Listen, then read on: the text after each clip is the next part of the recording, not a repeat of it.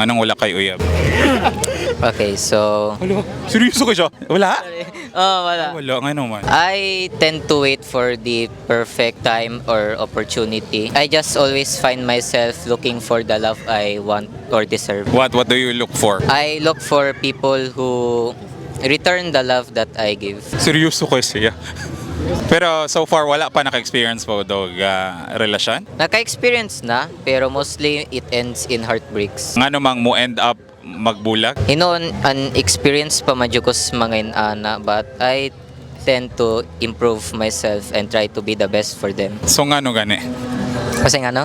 Anong gabulag? Iyang reason ato is murag. Ang iyang reason gisulti niya nako is kon ko no, while give ra daw siya sa bare minimum akong gigive akong all. So iyang feeling is kulang ang iyang gihatag. Mura yung pinaka-reason niya nganong naghibulag? Oh, dayon pagka next pila ka weeks nakadungog ko nga nanay siya ila hindi ko yog. Kano sa paman niya nahitabo? Okay na? October or to November. Sa ay mo nabalaan nga naa siya nagbago na. Naaptan pagbulan? Wala, within that week nga nagbulag nami. Na siya bago dayon? Mamay sulti lila. Nakadungog ko sa akong igagaw nga naa daw siya katong during sa relation. Ay di naman just siya relationship, mura siya situationship ba. During atong time span is Hindi, ipaduol na ikaw. Ipaduol na ikaw. Ay ragila. during atong time span is nako no siya murag boy best friend dayon lain ba siyang skwilan ga skwela ato. Dayon katong ga wala nami kay nagka-close daw sila. Kana mga boy best friend no. Murag lahi gyud mo tumong kanang mga tawanan no. Dili mo ko kumutuupod nga friend ra pod ang tuyo ana. Confirm ba kanang boy best friend nga ilahang giingon mo poy na dayon niya? Ambot naman kay sukad ato is wala na ko nakadungog og news gikan niya. Hinon wala naman jud koy paki as of now pero atong nga time is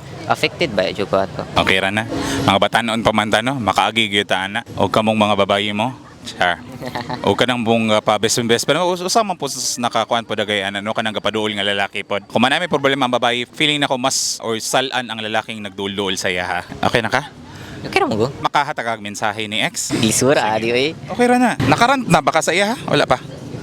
Ra? Like, kanang meaning sa imong na-feel nga nganong naitabo ni ana ba? Di kinsa man kinsay giran to na. Kinsa atong istoryaan ang ex? Oh my god. Sige, istoryahin na lang sa ex. Wala naman ko nabati sa kaniya pero maura niya ang message niya. I hope nga happy kas decision nimo o I hope nga malipayon ka sa imong kinabuhi nga wala na ko sa imong dapit. Pero pila mo kakuha na to, bulan na to, igata niya. Kapit ko to nakabot us kabulan pero sa tinuod I tried my best. Wala pa na bulanan. Ikapila man po to unta nimo. Ambot. Ay, ubay-ubay na sad, pero okay ra na no. Wala man na, batanon pa man ta, moagi kita ng mga butang at least sa pagbatanon na to. Kay para mo mature tapuhon, kabalon ta mo handle kung sa to handleon sulod sa relasyon. Hay na ta. Pwede na ta mo hilak. Hindi ko kailangan. Okay ra ko. Dugay na ko to. Dugay na ko. Pero nahilakan na nimo. Ay oo alang.